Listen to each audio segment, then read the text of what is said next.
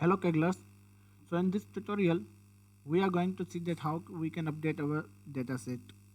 So this is my dataset that was I previously uploaded on my Kaggle. It's a public dataset, and you can see this is the dataset. Here it's compact form. In its compact form, it has brand, item ID, RAM, storage, etc. So I just updated the ID, item ID here in my PC. Edit this file, and now I want to upload this file and replace this file with that one. So how to do that?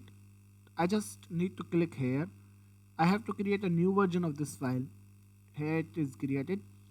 Now it's asking me to upload a file, and here I uploaded that file. Now you can see that I have two files in here. The first one that was my previously uploaded one, and this is my new one. Now if I want both version to be here to be present in my Kaggle, I can do that, just create. And if I want to replace this one, so I can just click here, and now you can see that I have only one .csv file. That is my new file, and I just need to create. Okay, we just need to wait. Okay, so successful, we are done. Thank you.